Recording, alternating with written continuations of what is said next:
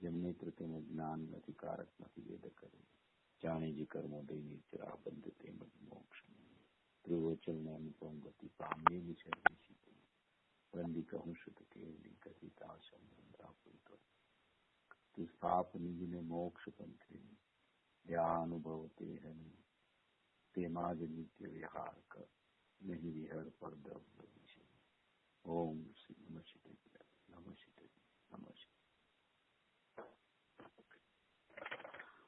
આપણો સ્વાધ્યાય નિયમ સારની ત્રીજી ગાથા ઉપર ચાલી રહ્યો છે. એટલે કે મુખ્યપણે કારણ શુદ્ધ પર્યાયનો વિષય આ ત્રીજી ગાથાથી ચાલુ થાય છે. તે આપણે શરૂ કરેલો છે. લગભગ 3-4 રવિવારથી આપણો સ્વાધ્યાય આના ઉપર ચાલે છે. ત્રીજી ગાથામાં એક સેકન્ડ ભાઈ, બધાને અવાજ બરોબર આવે છે કે ધીમો લાગે છે? ધીમી है आवाज, जरा धीमो છે. હા ભાઈ, તમે થોડોક અવાજ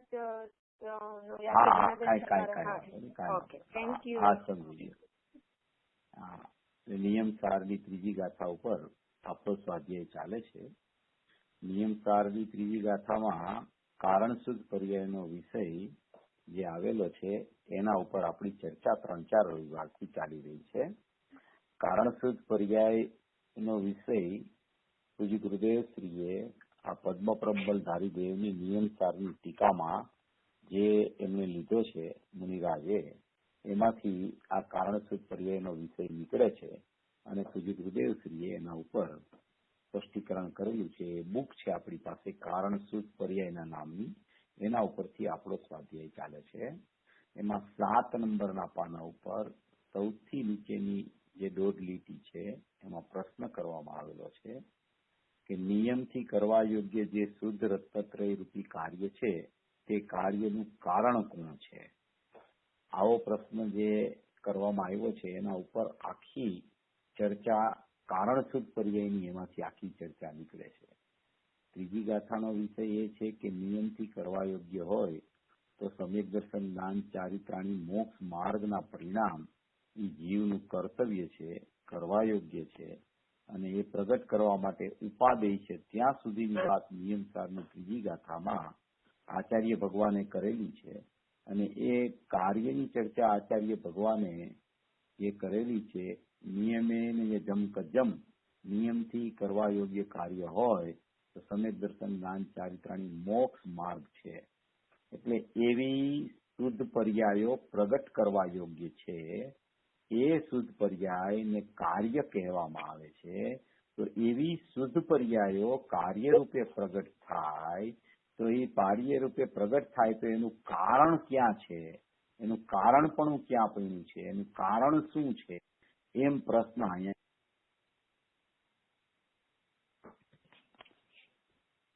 એવી છે કે એ કાર્ય અમને થઈ જાય, મિથ્યા દર્શન મિથ્યા જ્ઞાન ને મિથ્યા ચારિત્ર થી તો અમારે દૂર રહેવું છે અને સમ્યક દર્શન સમ્યક જ્ઞાન સમ્યક ચારિત્રાણી મોક્ષ માર્ગના પરિણામ શુદ્ધ પરિણમન રૂપે કાર્ય પ્રગટ થાય એવી અમારી ભાવના છે. તો એના માટે અમને કારણ એનું શું છે એ બતાવવા આપ મહેરબાની કરશો એમ કરીને એવો પ્રશ્ન પૂજ્ય ગુરુદેવશ્રીને કોઈ શ્રોતાએ કરેલો છે. એમાં એના ઉપરથી પૂજ્ય ગુરુદેવશ્રી એનું સ્પષ્ટીકરણ કરે છે. આમાં 1-2 પેજ છે ને એ હું વાંચું છું, પછી આપણે એનો વિષય લેશું.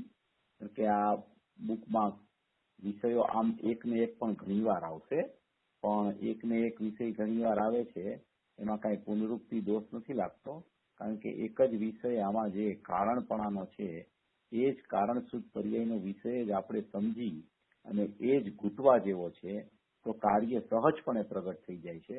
માટે આમાં વારંવાર કારણપણાની ચર્ચાઓ આવ્યા જ કરશે.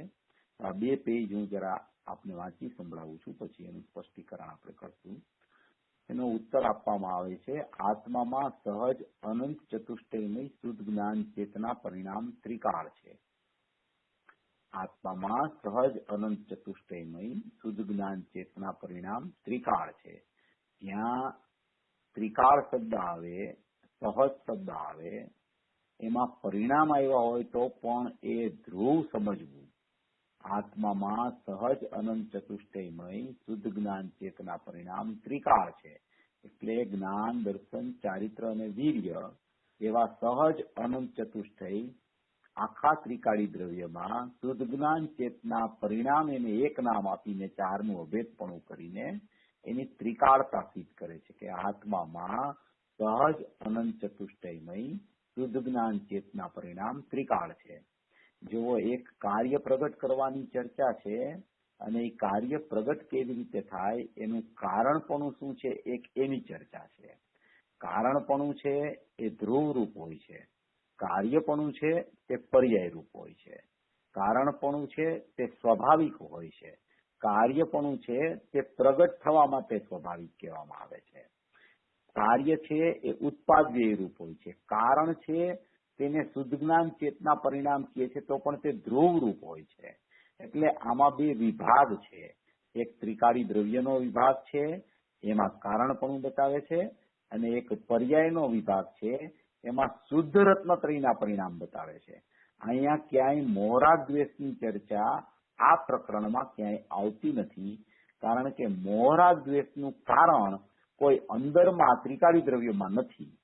મોહરાગ દ્વેષનું કારણ પર નિમિત્તે ઉત્પન્ન થતા વિભાવો છે, અને ત્રિકાળી દ્રવ્યમાં જે કારણપણું પડેલું છે તે શુદ્ધ પરિણામ પ્રગટ થવાનું કારણપણું પડેલું છે.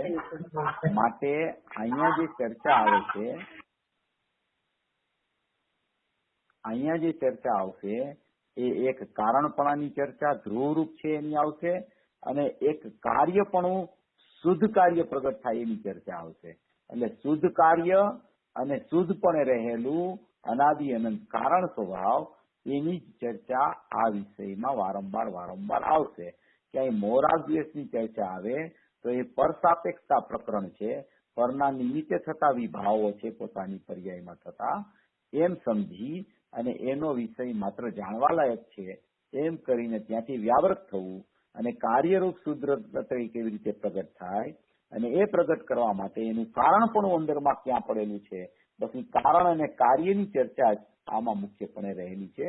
કારણ પણ શુદ્ધ અને કાર્ય પ્રગટ થાય તે પણ શુદ્ધ. એટલે આમાં બધી ચર્ચાઓ કારણ અને કાર્યમાં બધામાં શુદ્ધની ચર્ચાઓ જ છે. ક્યાંય અશુદ્ધતા કે ક્યાંય અશુદ્ધતા દૂર કરવી કે અશુદ્ધતા પ્રગટ થાય છે એવી કોઈ ચર્ચા આમાં નહીં આવે. એટલે આમાં મુખ્યપણે સમજવાનું કારણપણું અને કાર્યપણું બે વસ્તુ છે. એટલે કે છે કે આત્મામાં સહજ અનંત ચતુષ્ટયમય શુદ્ધ જ્ઞાન ચેતના પરિણામ ત્રિકાળ છે, તે સહજ પરમ પારિણામિક ભાવમાં સ્થિત છે.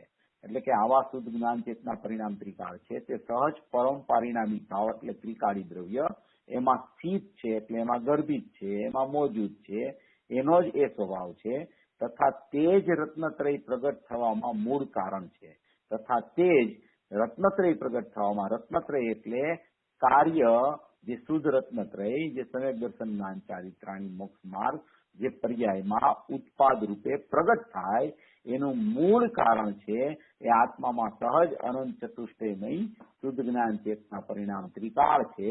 તે સહજ પરમ પારિણામિક ભાવમાં સ્થિત છે, તથા તે જ રત્નત્રય પ્રગટ થવામાં મૂળ કારણ છે. આ કારણના મનનથી કાર્ય પ્રગટ થાય છે. આ કારણના મનનથી ચિંતનથી કાર્ય પ્રગટ થાય છે. એટલે કારણ સ્વભાવને લક્ષમાં લેતા સહજ અનંત ચતુષ્ટય શુદ્ધ જ્ઞાન ચેતના પરિણામ ત્રિકાળ છે એવું ત્રિકાળી દ્રવ્ય છે, એને લક્ષમાં લેતા જ એને કાર્યની પ્રગટતા થાય છે. એટલે કે આ કારણરૂપ શુદ્ધ જ્ઞાન ચેતના ઉપર દ્રષ્ટિ એકાગ્ર થવાથી સમ્યક દર્શન જ્ઞાન ચારિત્ર રૂપ મોક્ષ માર્ગ પ્રગટ થઈ જાય છે.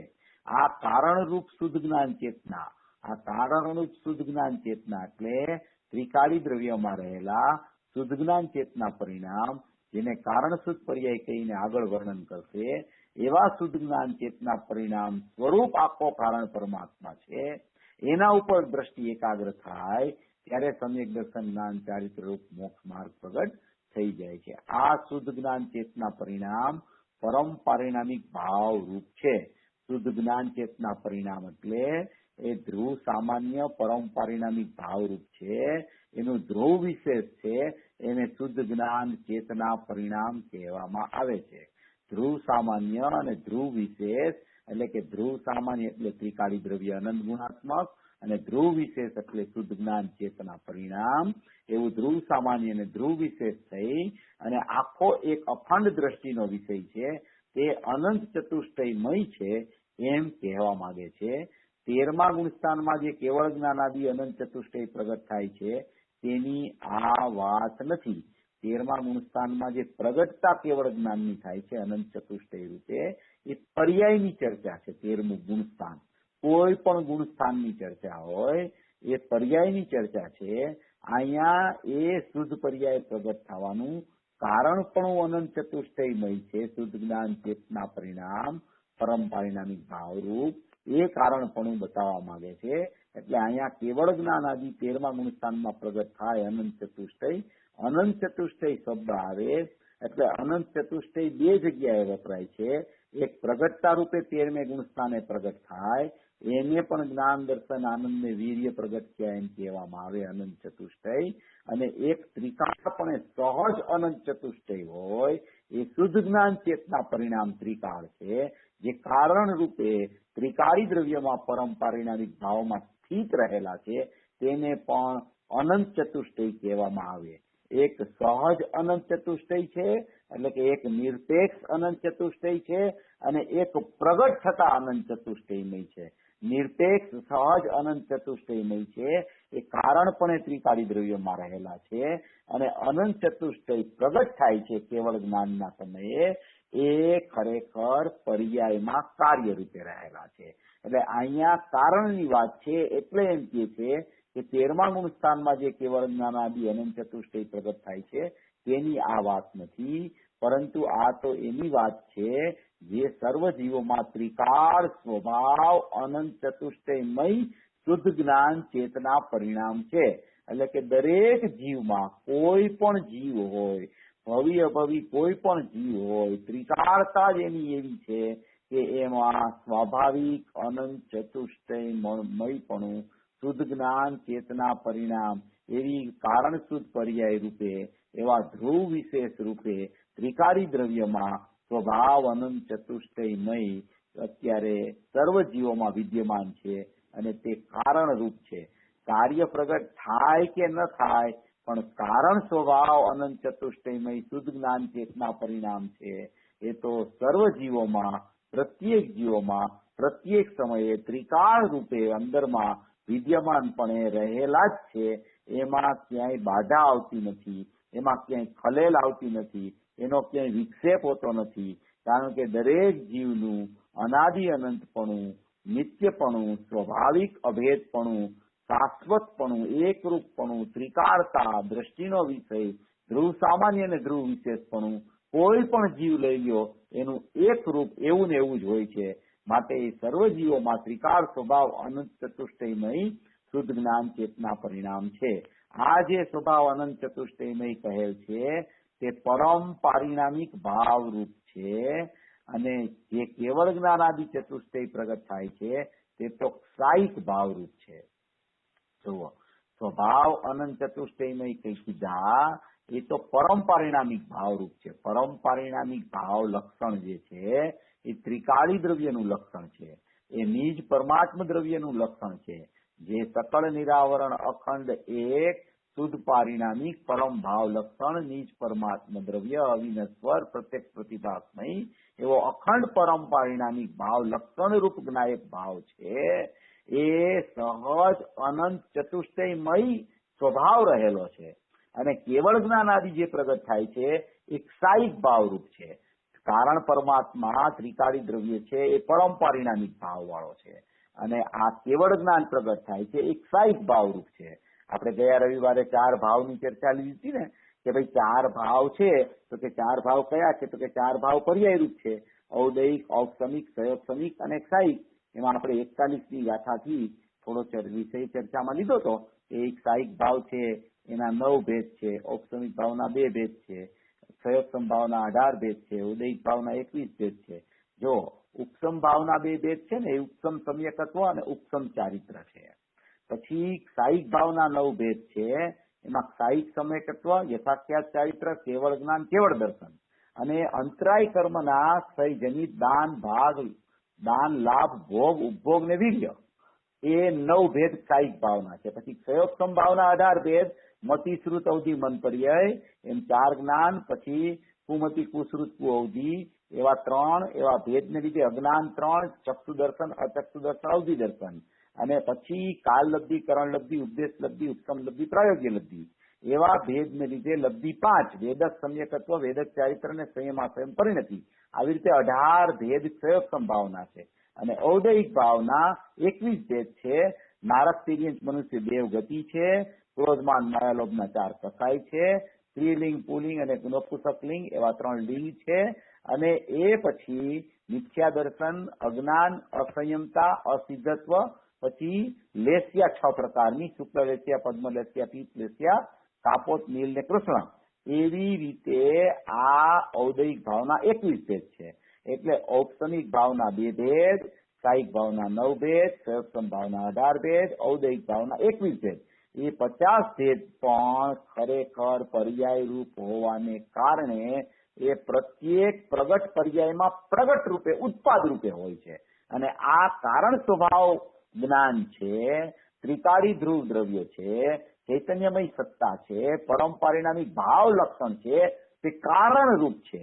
આ બધા ભેદો છે એ કાર્ય રૂપ છે, અને ઓલું બધું છે એ કારણ રૂપ છે. એમાં આપણે જીવત્વ, ભવ્યત્વ, અભવ્યત્વ, પારિણામિક ભાવે છે એની પણ ચર્ચા લીધેલી. જીવત્વના 2 ભેદ, એમાં શુદ્ધ જીવત્વ અને અશુદ્ધ જીવત્વ, ભવ્યત્વ અને અભવ્યત્વ, પર્યાય અપેક્ષિત ધર્મ એટલે કે પર્યાયગત યોગ્યતા, એને પણ પારિણામિક ભાવમાં લીધું છે. કારણ કે પારિણામિક ભાવમાં એવી ભવ્યતા રૂપ શક્તિ રહેલી છે. એ પર્યાય રૂપ શક્તિ છે. એ પ્રત્યેક સમયે પર્યાય પ્રગટ થાય છે એ સમયે એની પ્રગટ થવા રૂપ ભવ્યતાની શક્તિ એમાં પડી છે. પણ જ્યારે પ્રગટ થાય વ્યક્ત રૂપે, ત્યારે એમ કહેવાય કે આ જીવની ભવ્યત્વ પ્રગટ થવાની શક્તિ એની પર્યાયમાં હતી, એ વ્યક્ત રૂપે થઈ ગઈ. અને અભવ્યત્વ એ પર્યાયગત યોગ્યતા છે, પર્યાય અપેક્ષિત ધર્મ છે.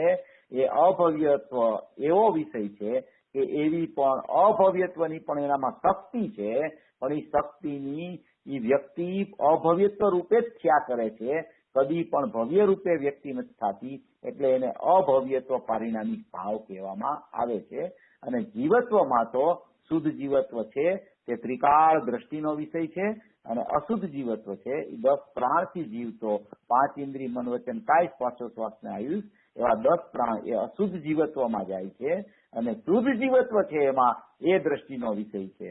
એટલે આ 53 ભેદ જે છે, ઔપસમિક ભાવના 2, કાયિક ભાવના 9, ક્ષયોપસમના 18, ઔદયિકના 21 અને પારિણામિકના 3, એ બધામાંથી 50 પર્યાયના ભેદની બાદબાકી કરી પછી પારિણામિક ભાવમાં આવે.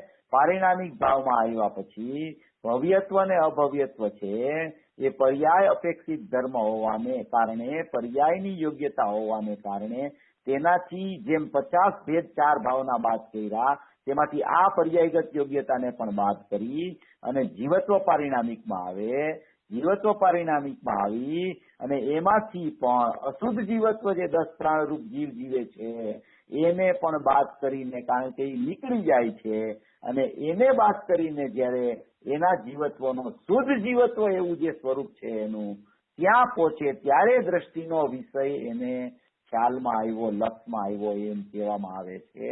અને એવું શુદ્ધ જીવત્વ છે, એવો શુદ્ધ જીવત્વનો પ્રકાર છે. એ શુદ્ધ જીવત્વમાં ઈ સહજ અનંત ચતુષ્ટય ત્રિકાળ રૂપે રહેલા છે, એમાં કારણ શુદ્ધ પર્યાય રહેલી છે. એવું શુદ્ધ જીવત્વ છે એ ઉપાદેયભૂત વસ્તુ છે, એ દ્રષ્ટિનો વિષય છે, એ પરંપરિણામિક ભાવ લક્ષણ છે, એ ઉપાદેયભૂત તત્વ છે, અભેદ વસ્તુ છે, અખંડ વસ્તુ છે. એ અખંડ વસ્તુ શુદ્ધ જીવત્વ છે. એમાં ત્રિકાળી દ્રવ્ય, કારણ પરમાત્મા, અને એ ત્રિકાળી દ્રવ્યની સાથે એની સાથે વર્તતું ધ્રુવ વિશેષ, એને કારણ શુદ્ધ પર્યાય, શુદ્ધ જ્ઞાન ચેતના પરિણામ, એટલે કે એને સ્વાભાવિક અનંત ચતુષ્ટય જ્ઞાન, દર્શન, ચારિત્ર અને વીર્ય એવા 4 ગુણની કારણ શુદ્ધ પર્યાય લઈ અને એ કારણ શુદ્ધ પર્યાય ચારેયનું અભેદ કરે ત્યારે શુદ્ધ જ્ઞાન ચેતના પરિણામ થાય. એ શુદ્ધ જ્ઞાન ચેતના પરિણામને ધ્રુવ વિશેષ કીધું, અને ત્રિકાળી દ્રવ્ય અનંત ગુણાત્મક છે એને ધ્રુવ સામાન્ય કીધું. એવો ધ્રુવ સામાન્ય અને ધ્રુવ વિશેષ એ બેયનું અભેદપણું એને શુદ્ધ જીવત્વ કહેવામાં આવે છે. જે શુદ્ધ જીવત્વ દ્રષ્ટિનો વિષય છે, એ શુદ્ધ દ્રવ્યાર્થિક નયનો વિષય છે, એ અખંડ દ્રવ્ય છે, એ પર્યાર્થિક નયનો વિષય નથી. તેમાં ધ્રુવ સામાન્ય અને ધ્રુવ વિશેષ હોવા છતાં પણ એ પર્યાર્થિક નયનો વિષય નથી બનતો. એ અભેદ અખંડ દ્રવ્યાર્થિક નયનો વિષય એને કહેવામાં આવે છે. એટલે અહીંયા એ જ વિષય છે કે આ જે સ્વભાવ અનંત ચતુષ્ટયમય કહેલ છે તે પરમ પારિણામિક ભાવરૂપ છે, અને જે કેવળ જ્ઞાન આદિ ચતુષ્ટય પ્રગટ થાય છે તે તો સાયિક ભાવરૂપ છે. અહીં આ બતાવવામાં આવી રહ્યું છે કે જીવનું પ્રયોજન મોક્ષ માર્ગ છે, તથા આ પ્રયોજનની સિદ્ધિ કોના આશ્રયથી થાય છે? જે સ્વભાવ અનંત ચતુષ્ટયાત્મક સહજ પરમ પારિણામિક ભાવમાં સ્થિત છે તે શુદ્ધ જ્ઞાન ચેતના પરિણામના આશ્રયથી મોક્ષ માર્ગ પ્રગટ થાય છે. જો આ મોક્ષ માર્ગ પ્રગટ થયો, એ મોક્ષ માર્ગ પ્રગટ થયો એક સંયોગક્ષમ ભાવના જે ભેદ હતા એમાં મતિશ્રુત જ્ઞાન જે આવ્યા હતા, એ મતિશ્રુત જ્ઞાનની પર્યાય છે, એમાં ભાવશ્રુત જ્ઞાનની પ્રગટતા થાય છે, એને મોક્ષ માર્ગ પ્રગટ થયો એમ કહેવામાં આવે છે. એક સંયોગક્ષમ ભાવે હોય છે એ મોક્ષ માર્ગ પ્રગટ થયો. એ પરિણામ કોના આશ્રયથી પ્રગટ થયા? તો કે એ સહજ પરમ પારિણામિક ભાવમાં સ્થિત જે શુદ્ધ જ્ઞાન ચેતના પરિણામ એના આશ્રયથી મોક્ષ માર્ગ પ્રગટ થાય છે. પર્યાયમાં સંયોગક્ષમ ભાવ છે અને ત્રિકાળી દ્રવ્યમાં પરમ પારિણામિક ભાવ છે. પરમ પારિણામિક ભાવમાં સ્વભાવ અનંત ચતુષ્ટયપણે રહેલું અભેદ અખંડપણે જ્ઞાન શુદ્ધ ચેતના પરિણામ છે. એ શુદ્ધ જ્ઞાન ચેતના પરિણામ અને ત્રિકાળી દ્રવ્ય એ અભેદ શુદ્ધ જીવત્વ છે, અખંડ દ્રવ્ય દ્રષ્ટિનો વિષય છે. તેનો આશ્રય કરતા મોક્ષ માર્ગની પર્યાય પ્રગટ થાય છે. તેને એમ કહેવામાં આવે કે આને જ્ઞાનનો ક્ષયોક્ષમ ભાવ હતો. એ જ્ઞાનના ક્ષયોક્ષમ ભાવે ત્રિકાળી દ્રવ્યમાં રહેલા શુદ્ધ જ્ઞાન ચેતના પરિણામ અને એના સાથે અભેદ રહેલું આખું કારણ પરમાત્મા દ્રવ્ય એનો આશ્રય લેતા, એને ઉપાદેયપણે જાણતા, એની દ્રષ્ટિ કરતા, એમાં અહમ કરતા, એને અભેદપણે પરિણમતા નવા મોક્ષ માર્ગની ઉત્પાદમાં મોક્ષ માર્ગની પ્રગટતા થાય છે. એ ઉત્પાદમાં મોક્ષ માર્ગની પ્રગટતા થઈ એ ચાર ભાવમાંથી કયા ભાવે છે? તો કે એક સંયોગક્ષમ ભાવે મોક્ષ માર્ગની પ્રગટતા કહેવામાં આવે છે. અને એ ચારેય ભાવ ઔદયિક, ઔપસમિક, સંયોગક્ષમિક, સાયિક એ આ સહજ પરમ પારિણામિક ભાવ અને એમાં રહેલું શુદ્ધ જ્ઞાન ચેતના પરિણામ, એમાં આ ચાર ભાવનો સર્વથા અભાવ છે. કારણ કે જ્યારે એનો અભાવ હોય ત્યારે જ એ ભાવ આવા શુદ્ધ સ્વભાવનો આશ્રય લઈ શકે. આશ્રયભૂત તત્વથી આશ્રય લેનાર પર્યાય જુદી છે, અને આશ્રય લેનાર પર્યાય સંયોગક્ષમ ભાવે છે. એ ત્રિકાળી દ્રવ્ય પરમ પારિણામિક ભાવે રહેલું શુદ્ધ જ્ઞાન ચેતના પરિણામ રૂપ છે. એનો આશ્રય લેતા નવા મોક્ષ માર્ગની પર્યાય પ્રગટ થઈ જાય છે. એટલે કે છે કે અહીં જે શુદ્ધ જ્ઞાન ચેતના પરિણામ કહ્યું છે તે ત્રિકાળ પરમ પારિણામિક ભાવ છે. ઔદયિક આદિ ભાવોથી નિરપેક્ષ છે. ઔદયિક આદિ એટલે ઔદયિક, સંયોગક્ષમિક, સાયિક અને ઔપસમિક એવા ચારેય ભાવોથી ત્રિકાળી પરમ પારિણામિક ભાવ છે તે નિરપેક્ષ છે અને દ્રવ્ય દ્રષ્ટિનો વિષય છે. દ્રષ્ટિ છે એ પર્યાય છે, દ્રવ્ય છે એ ત્રિકાળ પરમ પારિણામિક ભાવ છે. એટલે ઔદયિક આદિ ચારેય ભાવોથી એના 50 ભેદથી જે નિરપેક્ષ પરમ પારિણામિક ભાવ છે કે જે પરમ પારિણામિક ભાવમાં એકલું શુદ્ધ જીવત્વ રહેલું છે, એવા શુદ્ધ જીવત્વના નિરપેક્ષ સ્વભાવના આશ્રયથી દ્રવ્ય દ્રષ્ટિ થાય છે એમ આમાં કહેવા માંગે છે. એટલે એક કારણપણું બતાવે છે અને એક કાર્યપણું બતાવતા જાય છે.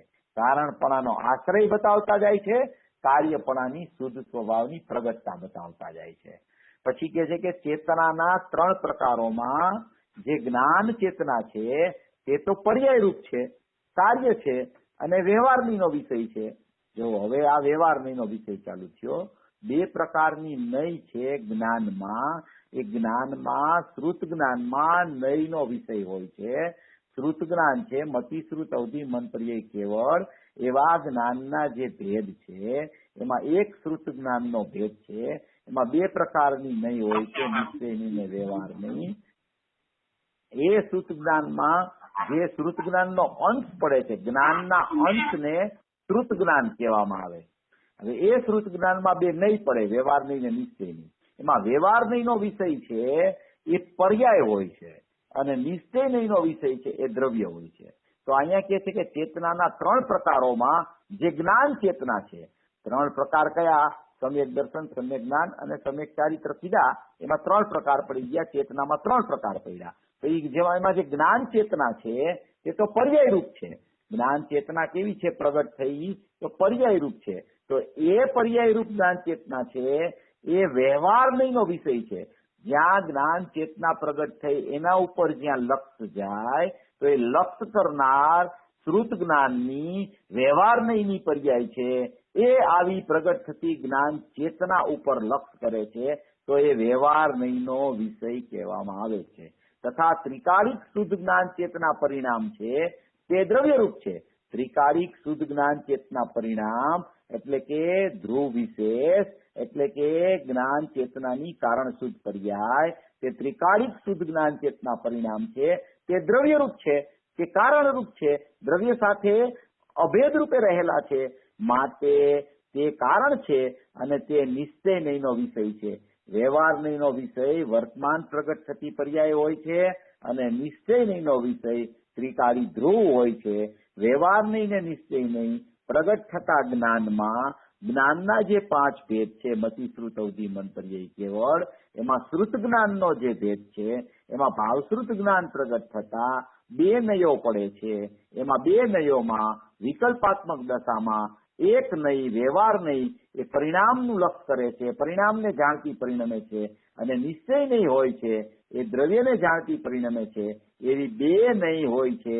એટલે અહીંયા કહે છે કે વ્યવહાર નહીંનો વિષય છે તે પર્યાય છે અને નિશ્ચય નહીંનો વિષય છે તે કારણ રૂપ જ્ઞાન ચેતના પરિણામ તે દ્રવ્ય રૂપ છે. એના અવલંબનથી નિર્મળ પર્યાય રૂપ કાર્ય પ્રગટ થાય છે.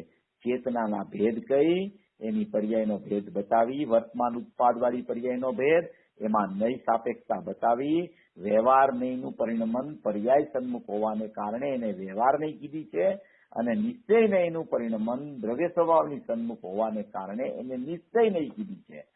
ભેદનું નામ વ્યવહાર, અભેદનું નામ નિશ્ચય. ભેદનું લક્ષ કરે તે વ્યવહાર નહીં, અભેદનું લક્ષ કરે તે નિશ્ચય નહીં. નિશ્ચય નહીં કેમ પડ્યો એનો શબ્દ? એ નિશ્ચય ત્રિકાળી દ્રવ્ય છે, એના ઉપર જેનું લક્ષ જાય છે તેને નિશ્ચય નહીં એટલે કે જ્ઞાનનો અંશ નિશ્ચય રૂપે રહેલો છે એમ કહેવામાં આવે છે.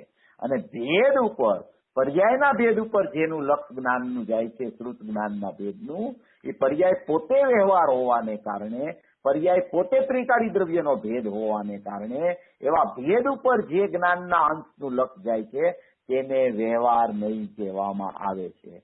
એટલા માટે ચેતનાના ત્રણ પ્રકારોમાં જે જ્ઞાન ચેતના છે તે તો પર્યાય રૂપ છે, કાર્ય છે અને વ્યવહારનીનો વિષય છે.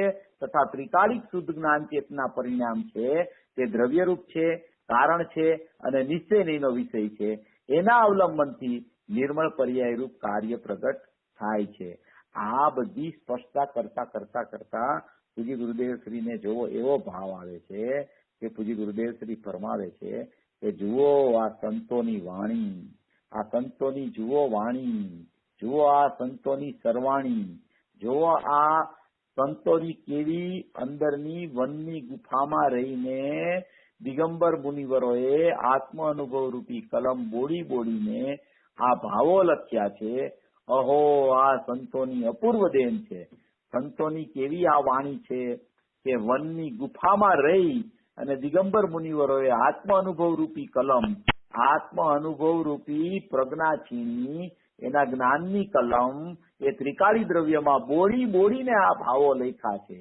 પ્રત્યેક સમયે વનની ગુફામાં મુનિવર બિરાજતા હોય છે. એને ક્ષણમાં સપ્તમ, ક્ષણમાં છઠ્ઠું ગુણ સ્થાન વર્તતું હોય છે અને એની આત્મ અનુભવ રૂપી કલમ એટલે કે એનો જે સૂક્ષ્મ ઉપયોગ થઈ અને એ ત્રિકાળતાને સ્પર્શતો પરિણમે એવો જે એની અંદરમાં જ્ઞાનની પ્રજ્ઞા, જ્ઞાનનો ઉપયોગ, જે એની કલમ છે, જ્ઞાનના ઉપયોગની કલમ, એ ત્રિકાળી દ્રવ્ય આખું પરંપરિણામિક ભાવે લબાલબ ભરેલું છે. જ્ઞાન, દર્શન, આનંદ, સુખ, વીર્ય એવા અનંત ગુણોથી ભરેલું છે. એવી અનંત કારણ શુદ્ધ પર્યાયથી ભરેલું છે. એમાં એનો પ્રગટ થતો વર્તમાન ઉપયોગ, એને કલમ કહીને એ આખા ત્રિકાળી દ્રવ્ય ધ્રુવ સામાન્ય અને ધ્રુવ વિશેષમાં એની કલમને બોળી અને આ ભાવો એમાંથી મુનિરાજે અંદરથી કાઢ્યા છે. કેવી અદભુત રચના થઈ ગઈ છે, કેવી કારણ કાર્યની સંધિ બતાવે છે, કેવું કાર્ય પ્રગટ થવા માટે, કોઈ પણ શુદ્ધ કાર્ય પ્રગટ થવા માટેનું કારણ પણ એની પાસે અંદરમાં જ વિદ્યમાન પડેલું છે. એવી આ સંતોની અપૂર્વ દેન, અપૂર્વ દેશના છે, અપૂર્વ વાણી છે કે જે વનની ગુફામાં રહીને દિગંબર મુનિવરોએ આત્મા અનુભવ રૂપી કલમ બોળીને આ ભાવો લખ્યા છે. અહો, આ સંતોની તો અપૂર્વ દેન છે. એ મુનિરાજની તો શું વાત કરવી. પ્રચુર સ્વસંવેદનના ધણી, ક્ષણમાં સપ્તમ, ક્ષણમાં છઠ્ઠું, હમણાં ક્યારે શ્રેણી આવશે, ક્યારેક સપક શ્રેણી આવશે, અને ક્યાં 8મા ગુણસ્થાનથી શ્રેણી ચડી અને 12મા ગુણસ્થાને યથાખ્યાત ચારિત્ર પ્રાપ્ત કરી અને કેવળ જ્ઞાન 13ને લઈ લેશે. અને એ સમયે પણ 12મું ગુણસ્થાન આવશે, શ્રેણી ચડશે, 13મું ગુણસ્થાન આવશે, ત્યારે એ પ્રગટ પર્યાયનું કારણપણું, અંદરમાં રહેલું કારણ શુદ્ધ પર્યાયપણું ધ્રુવ વિશેષપણે ધ્રુવ સામાન્ય સાથે અભેદ રહીને રહેતું, એમાં એની કલમ બોળાઈ જશે, એમાં એના વર્તમાન ભાવો અંદર અભેદ થઈ જશે. ત્યારે એને વર્તમાનમાં શ્રેણી ચડવાની પરિણતિ અને એને યથાખ્યાત ચારિત્રનો ભાવ અને કેવળ જ્ઞાન રૂપી લક્ષ્મી પ્રગટ થઈ જશે. એવું કારણ સ્વભાવ જ્ઞાનપણું, અનંત સ્વાભાવિક, અનંત ચતુષ્ટય મયપણું, ત્રિકાળી ધ્રુવ સામાન્યપણું અને એની સાથે અભેદપણે રહેતું ત્રિકાળી ધ્રુવ વિશેષપણું, એવો અખંડ એક ધ્રુવ દ્રવ્ય દ્રષ્ટિનો વિષય એની પાસે અકબંધ પડ્યો છે. એમાં ક્યાંય ખલેલ નથી આવતી, ક્યાંય બાધા નથી આવતી, ક્યાંય અપરિપૂર્ણતા નથી. એ પૂરું કૃતકૃત્ય છે, કાંઈ ઓછપ નથી, અધુરાશ નથી, અલ્પગ્નતા નથી. ત્યાં એવું એક શાશ્વત જીવ તત્વ, અખંડ તત્વ, એકરૂપ તત્વ, નિત્ય નિરંજન તત્વ, એને સ્વાભાવિક જ્ઞાન દર્શનના ઉપયોગ વાળું તત્વ કહેવાય. એવો જે આખો જ્ઞાયક ભાવ, એવો આખો જે ભૂતા સ્વભાવ, એવો આખો જે અપરિણામી આત્મા, એવો એક જ્ઞાન દર્શનની લક્ષ્મીથી સબર એવું પોતાનું નિજ ઘર, નિજ ચૈતન્ય ઘર, નિજ પોતાની સત્તા, નિજ પોતાનો સ્વભાવ, એવું જે એક પોતાનું ઘર છે, ચૈતન્ય રૂપી ઘર. એના પૂજ્ય બેનશ્રી કે છે ને, પૂજ્ય બેનશ્રી કે છે કે એના અનંત ઓરડાઓ, અંદરમાં ગુણો રૂપી અનંત ઓરડાઓ એના ઘરમાં વિદ્યમાન છે. એવા અનંત અનંત અનંત ગુણોથી સભર એક એક પ્રદેશે, અસંખ્ય પ્રદેશમાં એક એક પ્રદેશે અનંત ગુણો વિદ્યમાન પણ રહેલા છે. એવી એની ધ્રુવ સામાન્ય સત્તા અને ધ્રુવ વિશેષ સત્તા, એવી અખંડતા એક દ્રષ્ટિના વિષયની એવો એક સ્વભાવ એની પાસે પડ્યો છે. અને એની વર્તમાન પર્યાયમાં શુદ્ધતા પ્રગટ થવાનું કારણપણું એની પાસે કારણ સ્વભાવમાં વર્તમાનમાં અત્યારે મોજૂદ છે. એ કારણપણું ક્યારેય ઓજલ નથી થતું, ક્યારેય એમાં બાધા નથી આવતી. સદાય કારણપણું ત્યાં પ્રગટ, સદાય કારણપણું ત્યાં સ્વાભાવિક રીતે અંદરમાં વર્તતું જ રહેલું છે. પ્રગટ પર્યાયો થાય, પ્રગટ પર્યાયોના કાર્યરૂપી પરિપૂર્ણતા શુદ્ધતા થઈ જાય તો પણ એના કારણપણું એવું ને એવું, એવું ને એવું, એવું ને એવું જ ત્યાં રહે છે. જ્યારે પણ કાર્ય પૂરું થઈ જાય તો પણ કારણપણું છે એ કાર્યરૂપ કદી થતું નથી.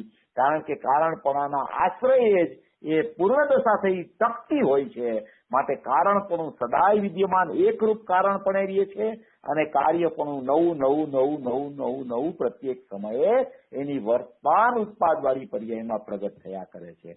એટલે કે છે કે જુઓ આ સંતોની વાણી, વનની ગુફામાં રહીને દિગંબર મુનિવરોએ આત્મ અનુભવ રૂપી કલમ બોળીને આ ભાવો લખ્યા છે. ઓહો, આ સંતોની અપૂર્વ દેન છે.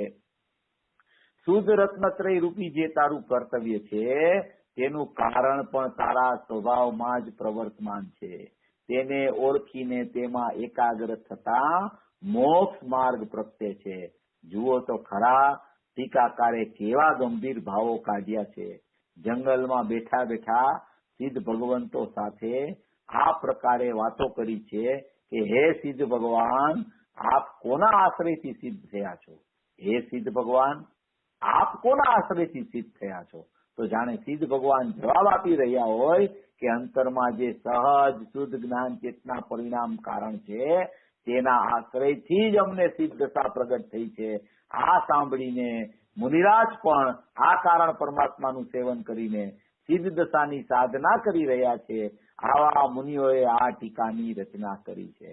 જો મુનિવરો જંગલમાં વસે છે, એ જંગલમાં વસતા મુનિઓ સિદ્ધ ભગવંતો સાથે કેવી રીતે વાત કરે છે કે હે સિદ્ધ ભગવાન, તમે કોના આશ્રયથી સિદ્ધ થયા છો? તમે સિદ્ધ થયા તો તમે આશ્રય કોનો લીધો હતો? અમે તો જંગલમાં બેઠા છીએ, અમે કોનો આશ્રય લઈ? તો જાણે સિદ્ધ ભગવાન એવો ઉત્તર આપી રહ્યા છે કે અંતરમાં જે શુદ્ધ સહજ જ્ઞાન ચેતના પરિણામ છે, સહજ એટલે નિરપેક્ષ, શુદ્ધ એટલે સ્વાભાવિક, જ્ઞાન એટલે જાણવું, ચેતના એટલે જ્ઞાન દર્શન ચેતનામય, એવા પરિણામ જે છે એ કારણરૂપ રહેલા છે, એ અંતરમાં રહેલા છે. એવું અંતરમાં નિરપેક્ષ શુદ્ધ જ્ઞાન ચેતના પરિણામ કારણ છે, એના આશ્રયથી જ અમને સિદ્ધ દશા પ્રગટ થઈ છે. જો આશ્રય બીજો કોઈ બહારમાં હોતો નથી. એક વર્તમાન પર્યાયને એક વર્તમાન જ આશ્રય હોય છે, અને એક વર્તમાન પર્યાયને વર્તમાન આશ્રય કીધો એ ત્રિકાળ કારણ શુદ્ધ પર્યાય કારણ પરમાત્મામાં અભેદ ગર્ભિતપણે રહેલી છે. તેવા કારણ પરમાત્માનો આશ્રય જ્યાં પરિણામ લે છે ત્યાં એ કારણ પરમાત્મામાં કારણ ધ્રુવ વિશેષપણે રહેલી પર્યાય તે પણ વર્તમાન છે. ધ્રુવ સામાન્ય ત્રિકાળ, એનું ધ્રુવ વિશેષ વર્તમાન અને એની ઉત્પાદોય વાળી વર્તમાન પર્યાય. એ વર્તમાન પર્યાયને ધ્રુવ વિશેષ વર્તમાન છે તેનો જ્યાં એને આશ્રય લે છે, કારણપણું મળે છે, ત્યાં જ એની વર્તમાનમાં શુદ્ધતા પ્રગટ થઈ જાય છે. પૂજ્ય ગુરુદેવ શ્રીએ આ ત્રીજી ગાથામાં એક જગ્યાએ નિરંતર વર્તમાન એવો શબ્દ વાપર્યો છે. નિરંતર વર્તમાન, કારણ શુદ્ધ પર્યાય માટે નિરંતર વર્તમાન, નિરંતર વર્તમાન, નિરંતર વર્તમાન. નિરંતર વર્તમાનનો અર્થ શું કે એ કાયમપણે રહેલી છે, અને જેમ વર્તમાન પર્યાય ઉત્પાદ રૂપે પ્રગટ છે એવી જ રીતે આ કારણપણું પણ એ વર્તમાન પર્યાયને વર્તમાન કારણપણું ધ્રુવપણે વિશેષપણે અંદરમાં ત્રિકાળમાં રહેલું છે. એટલે કારણ સ્વભાવ ધ્રુવ સામાન્ય અને એનું નિરંતર વર્તમાન પ્રત્યેક સમયે છે એમ વર્તમાન વર્તતું ધ્રુવ વિશેષ છે. એને કારણ શુદ્ધ પર્યાય કહેવામાં આવે છે. કારણ પરમાત્મા ધ્રુવ સામાન્ય છે અને એ જ સમયે એનું વર્તમાન વર્તતું એ નિરંતર વર્તતું વર્તમાન છે. એને ધ્રુવ વિશેષ શુદ્ધ જ્ઞાન ચેતના પરિણામ કારણ શુદ્ધ પર્યાય એમ કહેવામાં આવે છે. એવી કારણ શુદ્ધ પર્યાય સ્વરૂપ આખો કારણ પરમાત્મા છે. એનું સેવન કરતા મુનિરાજ પણ સિદ્ધ દશાની પ્રાપ્તિ કરી લે છે. કોઈ પણ જીવ માટે આશ્રયભૂત તત્વ એક જ ત્રિકાળી દ્રવ્ય છે, અને એ આશ્રયભૂત તત્વ એક જ છે. એની વર્તમાન પર્યાયમાં જે કાર્ય આવે છે તેનું કારણપણું આશ્રયભૂત તત્વમાં રહેલી કારણ શુદ્ધ પર્યાય છે. એમાં કારણ સ્વભાવ પડેલો છે, એમાં એનું કારણપણું વિદ્યમાન છે. એવા કારણ પરમાત્માને આદર કરતા, આશ્રય લેતા, અભેદપણે એ સન્મુખ થઈને પરિણમતા, અહમ કરતા, એની દ્રષ્ટિ બનાવતા, એને જ્ઞેય બનાવતા, એને ધ્યાનનું ધ્યેય બનાવતા, શ્રદ્ધાનું શ્રદ્ધેય બનાવતા, એની કારણ શુદ્ધ પર્યાય કારણ આપે છે અને વર્તમાન પર્યાય એ કારણનો સ્વીકાર કરે છે.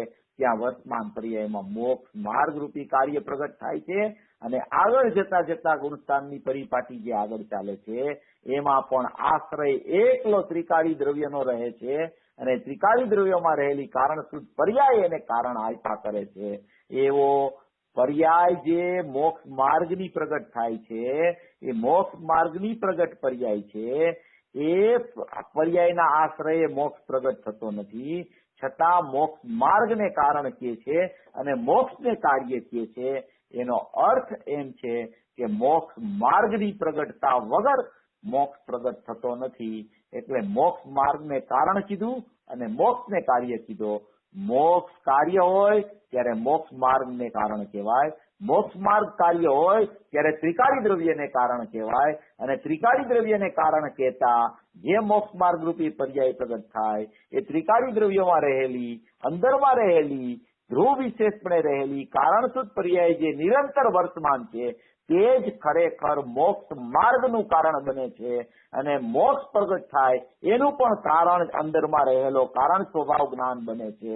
કોઈ પણ સમયે પર્યાયનું કારણ વર્તમાન પર્યાયનું કારણ વર્તમાન પર્યાય નથી બનતી, વર્તમાન પર્યાયને ત્રિકાળી દ્રવ્યનો જ આશ્રય હોય છે, વર્તમાન પર્યાયનું કારણ વર્તમાન પર્યાય છે એમ જયારે સ્પષ્ટતા પૂજ્ય ગુરુદેવ શ્રી દ્વારા પણ ઘણી જગ્યાએ સટકારકના પ્રકરણમાં કરવામાં આવે ત્યારે ત્યાં પર્યાયની નિરપેક્ષતા સિદ્ધ કરવી હોય છે, ત્યારે પર્યાયનું કારણ પણ પર્યાય, પર્યાયનું કાર્ય પણ પર્યાય, એટલે કે પર્યાય કોઈ પરના આશ્રય નથી થતી, પર્યાય પોતાના સટકારકથી પ્રગટ થાય છે એમ જયારે સિદ્ધ કરવું હોય ત્યારે કારણ કાર્ય કર્તા કર્મ કરણ સંપ્રદાન અપાદાન અધિકરણ એવા 6 કારકથી એનું કારણ કાર્યપણું પણ પર્યાયનું પર્યાયમાં બતાવવામાં આવે. એ પર્યાયની સ્વાધીનતા, પર્યાયની નિરપેક્ષતા સિદ્ધ કરવા માટે છે, અને જયારે એ પર્યાયની નિરપેક્ષતા સિદ્ધ કરે ત્યારે આશ્રય કોનો હતો એમ બતાવવામાં આવે તો પર્યાયના આશ્રય કદી નવી પર્યાય પ્રગટ શુદ્ધ ન થઈ શકે.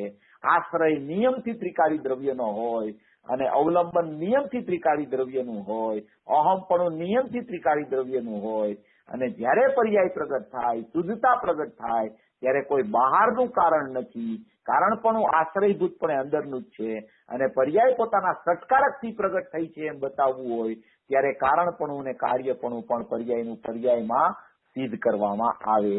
એવી રીતની સ્થિતિ હોય છે. પૂજ્ય ગુરુદેવ શ્રી કોઈ પણ વાત જયારે કરતા હોય છે ને ત્યારે એનું ખૂબ ઊંડાણ હોય છે, એની ખૂબ ગંભીરતા હોય છે. જે વિષય જ્યાં જે રીતે સિદ્ધ કરવો હોય એ રીતે જ એનું વિવેચન પૂજ્ય ગુરુદેવ શ્રીના પ્રવચનોમાં આવતું હોય છે. કોઈને એમ થાય કે ભાઈ અહીંયા કારણપણું ત્રિકાળી દ્રવ્યમાં છે, હવે ત્રિકાળી દ્રવ્યને તો અકારણી કહે છે અને ત્રિકાળી દ્રવ્યને કારણ પણ કહે છે, તો કે અકારણ કહે છે એ વિવિક્ષા જુદી છે, કારણ કહે છે એ વિવિક્ષા જુદી છે. બે વિવિક્ષા બે જગ્યાએ યથાર્થ છે, અને વર્તમાન પર્યાયને વર્તમાન પર્યાય પ્રગટ થાય છે એનું કારણ પણ એનામાં છે એમ કે છે. એ પર્યાયની નિરપેક્ષતા સૂચક પર્યાયના સટકારકની સિદ્ધિની ચર્ચા છે. પણ કોઈ પણ સમયે શુદ્ધ પર્યાયના આશ્રયભૂત તત્વ તરીકે નિયમથી ત્રિકાળી દ્રવ્ય જ હોય છે. કોઈ પર્યાયના આશ્રયે કદી શુદ્ધ પ્રગટ નથી થતી, કોઈ પર્યાય કોઈ પરના આશ્રયે શુદ્ધ પ્રગટ નથી થતી, કોઈ પર્યાય દિવ્યધ્વની સિમંદર ભગવાનની કરતી હોય, સિમંદર ભગવાનના આશ્રય પણ કદી શુદ્ધ થતી નથી. આશ્રય એકનો, જ્ઞાન અનંતનું એવો સિદ્ધાંત છે. એટલે નિયમથી આશ્રય ત્રિકાળી દ્રવ્યનો કોઈ પણ વર્તમાન પર્યાયને શુદ્ધ થવા માટે ત્રિકાળી દ્રવ્યનો જ આશ્રય હોય છે, અને એ ત્રિકાળી દ્રવ્યનો આશ્રય પર્યાય લે છે એમ જે કહેવામાં આવે છે ત્યાં એમ સિદ્ધ કરવું છે કે હું ત્રિકાળી દ્રવ્ય જ છું એમ પર્યાય અહમપણું કરી દે છે. ત્યાં આશ્રયભૂત તત્વ અને આશ્રય લેનાર એ બે જ્યાં સુધી ભેદ વિકલ્પ રૂપે જુદા રહે છે ત્યાં સુધી કદી આશ્રય તત્વનો થતો જ નથી. ત્યાં સુધી ભેદ વિકલ્પોની જાળમાં ફસાયા કરે છે જીવ. હું આ જ પરિપૂર્ણ પરમાત્મા છું, ત્રિકાળી દ્રવ્ય જ હું છું, જ્ઞાયક ભાવ જ હું છું, શુદ્ધ જ્ઞાન ચેતના પરિણામ રૂપ ત્રિકાળી દ્રવ્ય કારણ પરમાત્મા જ હું છું. એવો જ્યાં અભેદ દ્રવ્ય ઉપર દ્રષ્ટિ અને એમાં કરતા કર્મ ક્રિયાનો ભેદ ન દેખાય, વિકલ્પ કોઈ પણ ઉત્પન્ન ન થાય, ભેદ વિકલ્પ છૂટી જાય, ખંડપણું છૂટી જાય, ભેદપણું છૂટી જાય, ત્યારે ખરેખર અભેદપણું દ્રષ્ટિમાં આવી અને સમ્યક દર્શન જ્ઞાન ચારિત્રાણી મોક્ષ માર્ગ પ્રગટ થાય છે. એવી કોઈ અપૂર્વ ચર્ચા આ કારણસૂત્ર પર્યાયના પ્રકરણમાં મોક્ષ માર્ગ પ્રગટ કરવા યોગ્ય છે. નિયમથી પ્રગટ કરવા યોગ્ય હોય જીવને તો સમ્યક દર્શન જ્ઞાન ચારિત્રાણી મોક્ષ માર્ગ પ્રગટ કરવા યોગ્ય છે. જો નિયમથી કરવા યોગ્ય પ્રગટ છે એમાં કોઈ પર્યાય દ્રષ્ટિ નથી થતી. સમ્યક દર્શન જ્ઞાન ચારિત્ર તો જ્યાં સુધી મિથ્યા દર્શન મિથ્યા જ્ઞાન મિથ્યા ચારિત્ર ન જાય ત્યાં સુધી પ્રગટ થતા નથી, અને સમ્યક દર્શન સમ્યક જ્ઞાન સમ્યક ચારિત્ર પ્રગટ થાય ત્યારે મિથ્યા દર્શન મિથ્યા જ્ઞાન મિથ્યા ચારિત્ર જાય છે. માટે કોઈ પણ જીવનો ભાવ એવો જ વર્તતો હોય કે મારી પર્યાયમાં દ્રવ્યના આશ્રયે શુદ્ધતા પ્રગટ થાય તો સમ્યક દર્શન જ્ઞાન ચારિત્રાણી મોક્ષ માર્ગ પ્રગટ કરવા યોગ્ય છે. એમ જે અહીંયા નિયમસારની ત્રીજી ગાથામાં જે ફરમાયું છે કુંતુદ આચાર્યએ અને પદ્મ પ્રબલધારી દેવે એ શુદ્ધ કાર્યની પ્રગટતાનું કારણ પણ જે અંદરમાં બતાવ્યું છે એ કોઈ અપૂર્વ વિષય છે. આપણા મહાભાગ્ય યોગે પદ્મ પ્રબલધારી દેવનું કારણ પણ સિદ્ધ કરવાની પદ્ધતિ પૂજ્ય ગુરુદેવ શ્રી દ્વારા આપણી સમક્ષ આવી છે. એવા પૂજ્ય ગુરુદેવ શ્રીનો અનંત અનંત અનંત ઉપકાર આપણા ઉપર છે કે એને આવા સૂક્ષ્મ વિષયોને પણ પોતાના જ્ઞાનની કલમને પોતાના દ્રવ્યમાં બોળી અને નિર્વિકલ્પ દશાના કાળમાંથી વિકલ્પાત્મક દશામાં આવી અને આવા અક્ષરદેહ રૂપે આપણી પાસે એની વાણી બચી ગઈ છે કે જેના માધ્યમથી આપણે આપણા શુદ્ધ કારણ પરમાત્માને ઓળખવાનો પ્રયાસ કરી શકીએ છીએ. એવા પૂજ્ય ગુરુદેવ શ્રીનો અનંત અનંત આપણા ઉપર ઉપકાર છે. અને આવી મૂળ વાત, સ્વભાવની વાત, ત્રિકાળી દ્રવ્યની વાત, કારણ કાર્યની ચર્ચાની વાત આપણે સાંભળી પૂજ્ય ગુરુદેવ શ્રી દ્વારા અને આપણું મંગલમય શુદ્ધ રત્નત્રય રૂપ પ્રગટપણું કરીએ એવી મંગલ ભાવના. પ્રશ્ન કરવા હોય તો કરી શકાય. હા ભાઈ, એક મારે પ્રશ્ન થતો હતો, यदि આપને યોગ્ય લાગે તો આપણે અહીંયા લેજો, નહીં તો વાંધો નથી. કે આપણે અરહંત પ્રભુ પરમાત્મા છે સહયોગ યા તો સહયોગ કેવડી યોગ જે આપણે, તો એમને કેટલા ભાવ એકી સાથે હોય છે? આ તો આપણે 53 ભાવ લીધા ને એટલા માટે. એટલે અરિયંત પરમાત્મા હોય ને એને તો શું હોય કે એને ભાવ મોક્ષ થઈ ગયો હોય. એને ભાવ મોક્ષ થઈ ગયો હોય ને એટલે એને કાયિક ભાવ હોય અને પરમપારિણામિક ભાવ હોય. એને એ ભાવ હોય. બાકી એને હજી અસિદ્ધત્વપણું છે, કારણ કે હજી સિદ્ધ દશા નથી આવી, તો એ અપેક્ષાએ એને હજી 4 અઘાતી કર્મ પણ હજી બાકી છે. એટલે એ અપેક્ષાએ એને ઔદયિકપણું પણ, ઔદયિકી ભાવ પણ એને કીધો છે એમ. બાકી મુખ્યપણે તો એને પરમપારિણામિક ભાવ આશ્રયભૂત તત્વ રૂપે હોય અને સાયિક ભાવ એને પ્રગટ થઈ ગયો છે. એ 2 ભાવનું પરિણમન એને હોય છે. એટલે ક્ષાયિક ના 9 કહીએ અને પરમપારિણામિક ના આપણે એક પારિણામિક ના 2. પરિણામિક તો 3. એમાં તો શુદ્ધ, એના તો શુદ્ધ જીવત્વ જ આપણે લેવાનું. જીવત્વ અને સિદ્ધત્વ છે એટલે તો પ્રગટ થયું છે એટલે એ કઈ આવશે ને એની અંદર. હા બરોબર છે. અને પછી કારણ કે જીવત્વ તો પ્રગટ થઈ ગયું છે, અનંત ચતુષ્ટય પ્રગટ્યો છે ને પોતે હજી સિદ્ધ નથી થયા, સિદ્ધત્વ તો છે એટલે આવી રીતે આપણે 2 કહીએ છીએ ને. અને પછી એટલે સિદ્ધ નથી થયા, સિદ્ધ નથી થયા એટલે અસિદ્ધત્વ છે, એટલે ઔદયિક ભાવ કહેવાય. સાયિક ભાવ છે એટલે કર્મનો અભાવ થઈ ગયો છે, 4 કર્મનો, કર્મના 6 ભાવ જે પ્રગટે એને સાયિક ભાવ થઈ ગયો છે એમ કહેવાય. અને આશ્રય પરમપારિણામિક ભાવનો છે, એવું પરમપારિણામિક ભાવ એની પાસે ત્રિકાળ છે, એટલે એ રીતે એને પરમપારિણામિક ભાવ કહેવાય એમ આપણે લેવાનું. 9 કહીએ છીએ ને પછી ઔદયિક ના સહયોગ કેવડી ને 3. બરોબર. એ તો બરોબર છે. હા. Thank you. હા ચેતનભાઈ, એક ક્વેશ્ચન છે કે વર્તમાન પર્યાય છે એનો એ આધાર છે અને ત્યાં એને આધેય સંબંધ કારણ પર્યાય સાથે કઈ છે ખરો? કઈ વર્તમાન પર્યાય ને કારણ શુદ્ધ પર્યાય સાથે કઈ આધેય સંબંધ છે ખરો કે દ્રવ્ય સાથે જ છે આધેય સંબંધ? કોને? વર્તમાન પર્યાય ને? હા, શુદ્ધ નિર્મળ પર્યાય ને. શુદ્ધ નિર્મળ પર્યાયને આખા ત્રિકાળી દ્રવ્ય સાથે આધાર આધેય સંબંધ વર્તે છે, પણ ઈ સમયે આધાર આધેય સંબંધ કહેતા જે એનું અંદરમાં ત્રિકાળી દ્રવ્ય છે એમાં જ ગર્ભિતપણે કારણ શુદ્ધ પર્યાય આવી જાય છે. એમાં અલગ નથી જોવાની એને. જો તમે એનો ભેદ પાડો, જો કારણ શુદ્ધ પર્યાયનો ભેદ પાડી ગયો એને આશ્રયમાં, તો એ પર્યાર્થિક નહીંનો વિષય થઈ જાય છે. અને જો એને તમે અભેદથી જોવો તો એ દ્રવ્યાર્થિક નહીંનો વિષય છે. એટલે આધાર આધેયપણું જે કીધું ને કે ભાઈ વર્તમાન પર્યાય આધાર અને ત્રિકાળી દ્રવ્ય આધેય, તો આધેય ત્રિકાળી દ્રવ્ય છે તો એ આધેયમાં કારણ શુદ્ધ પર્યાય આધેયમાં અંદર આવી જાય છે. એ વર્તમાન ત્રિકાળી દ્રવ્યને આધેય કયો કે કારણ શુદ્ધ પર્યાય સ્વરૂપ કારણ પરમાત્માને આધેય કયો, એ 2 વાત એક રૂપ ને એક છે. એક આધાર બનાવે છે, પર્યાય દ્રવ્યને આધેય કરે છે અને પર્યાય આધાર રૂપે રહી જાય છે એમાં. અને અહીંયા 181, 82, 83 ગાથામાં પણ એ વિષય આવ્યો છે આધાર આધેયનો. સંવર અધિકારમાં. એટલે આધેયપણું છે એ ત્રિકાળી દ્રવ્યમાં એની કારણસૂત્ર પર્યાય અંદરમાં ગર્ભિતપણે લેવાની છે. અંદરમાં એ વર્તમાન પર્યાયને સંબંધ છે એની સાથે, કારણ કે વર્તમાન પર્યાયનું કાર્ય આવે છે એ કારણસૂત્ર પર્યાયને કારણ બનાવીને જ કાર્ય આવે છે ત્યાં. અવાજ સંભળાય છે ચેતનભાઈ? હેલો. હાજી હાજી.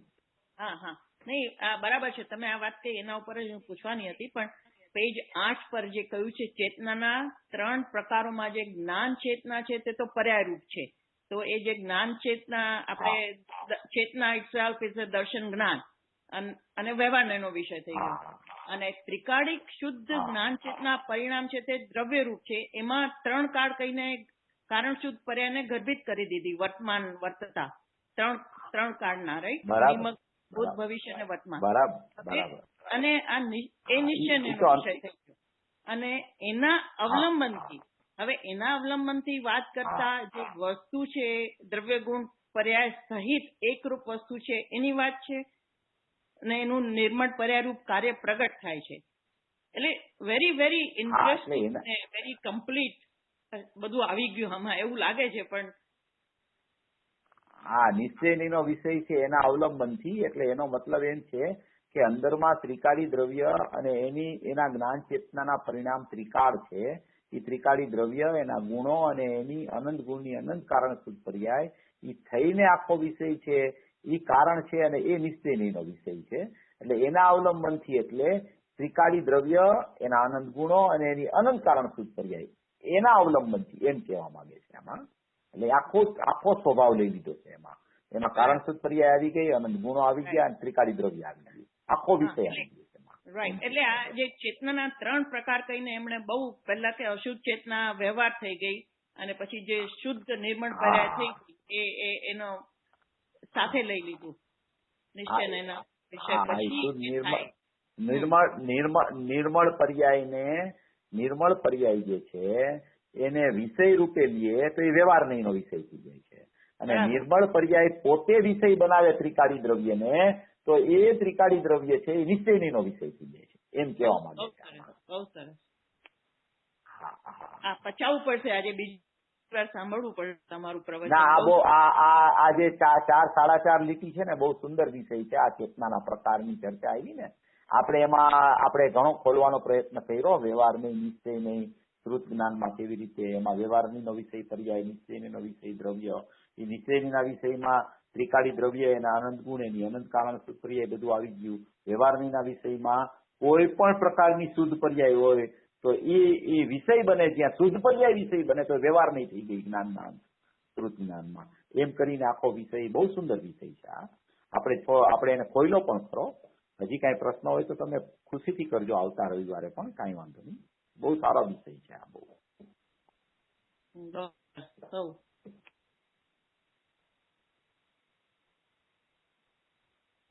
વિષય થોડો ગંભીર પણ છે, એટલે કોઈને પણ પ્રશ્ન હોય તો અવશ્યથી પૂછજો. કારણ કે આ વ્યવહારની પર્યાય, ઉત્પાદ વ્યવહારી પર્યાય ને અહીંયા કારણ શુદ્ધ પર્યાય ને ધ્રુવ પ્રભુ પરમાત્મા ને આ તો પ્રશ્ન ઘણા છે. કારણ કે ગુરુદેવ તો કહેતા હતા કે એમ કે ગુરુદેવની 2 ટાઈમ ચર્ચા, 2 ટાઈમ પ્રવચન ચાલે, પછી રાત્રિ ચર્ચા હોય. પછી ગુરુદેવ કે કોઈ પ્રશ્ન પૂછતા નથી રાત્રે. હવે ઘણાને ખ્યાલમાં ન હોય ગુરુદેવે લીધી એ વસ્તુ, તો એ પ્રશ્ન ન પૂછે. પ્રશ્ન પૂછે તો કેવડી એમ થાય કે અમને આટલી નહીં ખબર પડતી હોય. પણ આમાં એવું કાંઈ નથી. સમ્યક દર્શન જ્યાં સુધી કોઈ જીવને ન થાય ત્યાં સુધી એને કાંઈ ખબર જ નથી. ગમે તેટલો પ્રયોગ સમય કાંઈ કામનો જ નથી. કોઈ પણ જીવની વાત કરું છું, ચાહે વક્તાઓ કે શ્રોતાઓ, જ્યાં સુધી સમ્યક દર્શન નથી થયું ત્યાં સુધી એની પાસે કાંઈ નથી. એની પાસે ત્રિકાળી દ્રવ્ય છે પણ હજી એનો આશ્રય નથી થયો. એને આશ્રય જયારે એને લેવો હોય ત્યારે કોઈ પણ વિષય એને ખ્યાલમાં ન આવતો હોય તો પ્રશ્ન પૂછી લેવો જોઈએ. કારણ કે પ્રશ્ન પૂછવા જોઈએ, કારણ કે નહીં તો શું છે આપણી પાસે આશ્રય અને વિકલ્પોનો ઝાડ રહી જાય. બધાને કોઈને સાચી આપને બહુ જ ક્ષમતા બહુ જ સારી છે, અમને સમજાવવાની કેપેસિટી બહુ જ અદભુત છે. એટલે આપ આટલા ગંભીર વિષયને લઈને સમજાવો છો, એ પણ એક અદભુત ઘટના છે. ગુરુદેવનું છે બેન, આ તો બધું આ તો આપણને ગુરુદેવ બધું આપી ગયા છે એટલે આપણે આ બોલી શકીએ છીએ. ગુરુદેવ આપી ગયા છે બધું. આ બધું ગુરુદેવનું છે, આમાં આપણું કઈ નથી. બધું ગુરુદેવ બહુ કહી ગયા છે, બહુ સ્પષ્ટ કર્યા ગુરુદેવે, બહુ બરોબર છે. પણ આપણે અમારી સભામાં જે આપે આ વિષયને લીધો એક તો, અને આટલી સુંદરતાથી સમજાવો છો, એ પણ એક અદભુત ઘટના છે આ વખતની. સાચે ગુરુદેવ આપ આડતિયા થઈ ગયા છો અમારા માટે. બરાબર છે. બધા આપણે આપણી પાસે ગુરુદેવ સિવાય તો કઈ છે જ નહીં. ગુરુદેવ આવ્યા અને આપણને આપી ગયા, આપણે એને સ્પષ્ટ કરીએ છીએ. આપણી જેટલી ક્ષમતા છે, આપણી જેટલી ખ્યાલ આવે છે, આપણે બોલીએ છીએ. એમાં બીજું શું છે? બધું ગુરુદેવનું છે, બધું આપેલું એકદમ. કેતનભાઈ, એક પ્રશ્ન પૂછું ભાઈ? જરાક જુદી રીતે મારે વિચારવું છે કે જયારે આપણે પરમ પારિણામિક ભાવ કહીએ ને ત્યારે આપણે દ્રવ્ય અને અપરિણામી કહીએ ને આમાં આ પારિણામિક શબ્દ આવે તો એ પારિણામિક શબ્દની ગુરુદેવે એમની જ્ઞાયકની જે બુક છે એમાં થોડુંક વિશ્લેષણ કર્યું છે, પણ એ મને બરાબર સમજાતું નથી. તમે થોડું સમજાવશો કે એને પારિણામિક કહેતા શું કહેવા માંગે છે ત્યાં? જો પારિણામિક છે ને, પારિણામિક નો અર્થ છે ને નિરપેક્ષતા થાય છે. સમજો, 4 ભાવ જે કીધા, ઔદયિક, ઔપસમિક, સયોપસમિક અને ક્ષાયિક, એ 4 ભાવ પર્યાય રૂપ છે અને એ 4 ભાવો સાપેક્ષ છે. પારિણામિક ભાવ ક્યાંય પણ આવે તો એ પારિણામિક ભાવ હંમેશા નિરપેક્ષ હોય. એ શા માટે નિરપેક્ષ હોય અને શા માટે ઓલા સાપેક્ષ હોય એનો ન્યાય. સાપેક્ષ એટલા માટે છે કે કોઈ પણ ઔદયિક, ઔપસમિક, સયોપસમિક, ક્ષાયિક ભાવમાં ત્યાં કર્મના ઉદયની, અનુદયની કે અભાવની અપેક્ષા લાગુ પડે છે. કર્મના ક્ષયે જે ભાવ પ્રગટ થાય એને ક્ષાયિક ભાવ કહેવાય. કર્મના ક્ષયોપસમે પ્રગટ થાય એને ક્ષયોપસમિક ભાવ કહેવાય. કર્મના ઉપસમય પ્રગટ થાય એને ઔપસમિક કહેવાય. કર્મના ઉદય પ્રગટ થાય એને ઔદયિક ભાવ કહેવાય. તો એ 4 ભાવ વર્તમાન પર્યાય રૂપ છે અને સામે એની પૂતગલમાં કારમણ વર્ગણામાં કર્મની સ્થિતિઓ છે. એના નિમિત્ત નૈમિત્તિક સંબંધથી થતો જે ભાવ છે, એટલે એ 4 ભાવને સાપેક્ષ ભાવ કહી અને ઔદયિક, ઔપસમિક, સયોપસમિક, ક્ષાયિક નું વર્ણન આપ્યું. હા ભાઈ, એ તો સમજાય ભાઈ, પણ પ્રશ્ન એમ થાય કે તો પછી પરમ પારિણામિક ભાવ કહેવાની શું છે? પરમ નિરપેક્ષ ભાવ કેમ ન કહ્યું?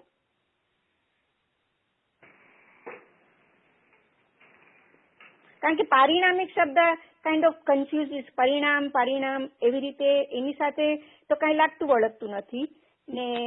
તો પછી જે નિરપેક્ષ જ છે તો પારિણામિક શબ્દ એમાં થોડું સમજાવ્યું છે ગુરુદેવે. આઈ ડોન્ટ હેવ રાઈટ નામ, મારી પાસે નથી, પણ એ શબ્દમાં થોડું કન્ફ્યુઝન થતું હતું કે વાય એ સમજાવ્યું છે ને ગુરુદેવે, એ નથી સમજાતું ત્યાં.